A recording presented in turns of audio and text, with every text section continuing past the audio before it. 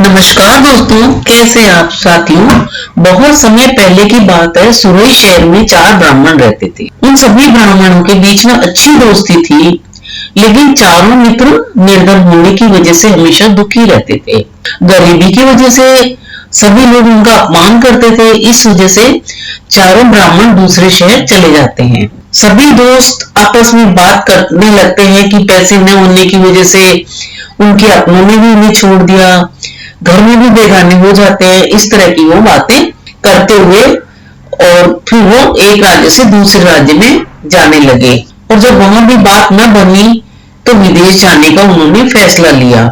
यह निर्णय लेने के बाद सभी यात्रा पर निकल पड़े। चलते चलते उन्हें बहुत प्यास लगने लगी, तो पास ही शिप्रा नदी में जाकर पानी पीने लगे। पानी पीने के बाद सभी नदी में नहाए और आगे की ओर निकल पड़े। कुछ दूर चलने पर उन्हें एक जटाधारी योगी दिखा। ब्राह्मणों को यह यात्रा करते हुए देख योगी ने उन्हें अपने आश्रम में आकर थोड़ी देर विश्राम करने और कुछ खाने का न्योता दे दिया। ब्राह्मण खुश होकर योगी के आश्रम में चले गए।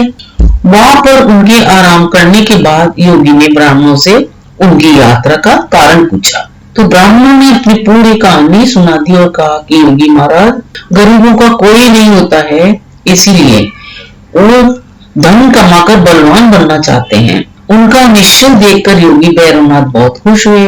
तब ब्राह्मणों ने उनसे धन कमाने का कोई रास्ता दिखाने का आग्रह किया। योगी के पास तप का बल था, जिसका इस्तेमाल करके उसने एक दिव्य दीपक उत्पन्न किया और फिर उस योगी ने उन ब्राह्मणों को हाथ में दीपक देकर हिमालय पर्वत की ओर जाने को कहा। योगी ने उनको बताया कि हिमालय की तरफ जाते समय यह दीपक जिस जगह गिरेगा तुम वहां खुदाई करना, तो वहां पर तुम्हें बहुत धन मिल जाएगा। खुदाई के बाद जो भी मिले उसे लेकर घर लौट आना। हाथ में दीपक लेकर सभी ब्राह्मण योगी के कहे अनुसार हिमालय की ओर निकल पड़े। बहुत दूर निकलने के बाद एक जगह उनके हाथ से दीपक गिर गया। वहां ब्राह्मण ने खुदाई शुरू की। खोदते खोदते उन्हें उस जमीन में एक तांबे की खान मिली।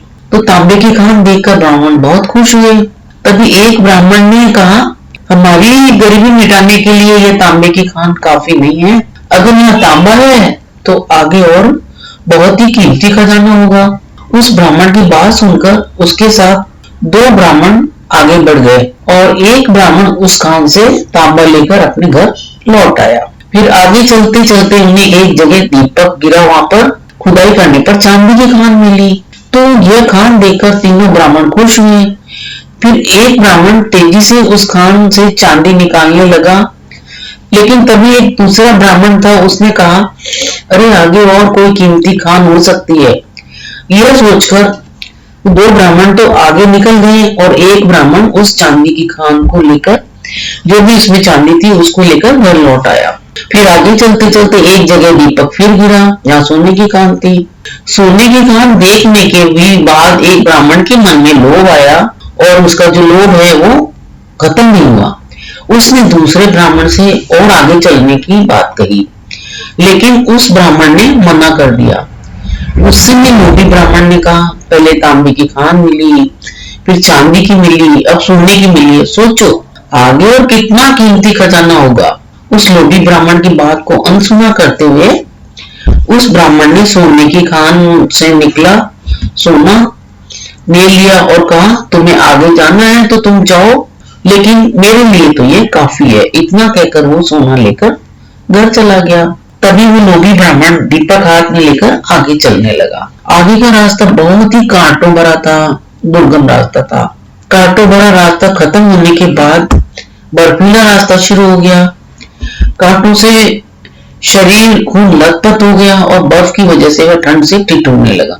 फिर भी अपनी जान को दांव पर डालकर वह आगे बढ़ता रहा। बहुत दूर चलने के बाद उस लोभी ब्राह्मण को एक युवक दिखा, जिसके मस्तिष्क पर चक्र घूम रहा था। युवक के सिर पर चक्र को घूमता देखकर उस लोभी ब्राह्मण को बड़ी हैरानी हुई। तो लोभी ब्राह्मण काफी दूर तक तो चल चुका था, इसलिए उसे प्यास भी लग रही थी। तो उसने उस चक्र वाले व्यक्ति से पूछा कि तुम्हारे सिर पर ये चक्र कैसा है और क्यों घूम रहा है, और यहाँ पीने के लिए पानी कहाँ मिलेगा। इतना पूछते ही उस व्यक्ति के सिर से चक्र निकल गया और लोभी ब्राह्मण के मस्तक पर चक्र लग गया। हैरानी और दर्द से तड़पते हुए ब्राह्मण ने उससे पूछा कि ये चक्र मेरे सिर पर क्यों लगा? अजनबी युवक ने तब बताया, सालों पहले मैं भी धन के लालच में यहाँ तक पहुंचा था।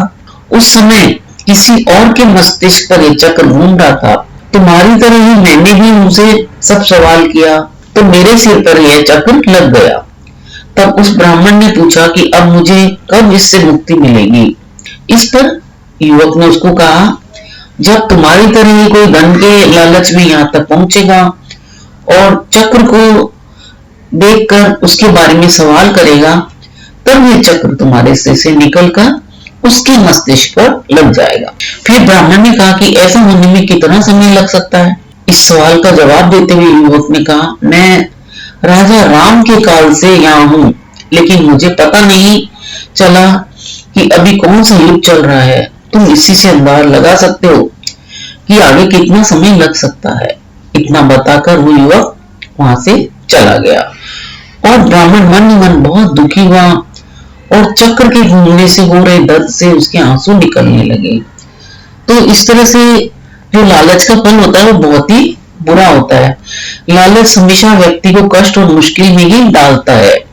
इसीलिए हमें जितना मिलता है उसी में संतोष करना चाहिए, खुश रहना चाहिए और हर अवस्था में रहते हुए खुशी खुशी जीवन हमें जीना चाहिए। दोस्तों, आपको ये कहानी कैसी लगी? अगर ये कहानी अच्छी लगी हो तो मेरे वीडियो को लाइक, शेयर और सब्सक्राइब करके मेरा उत्साह अवश्य बढ़ाएं। अपना मूल्य समय देकर वीडियो देखने के लिए आप सभी को बहुत बहुत धन्यवाद।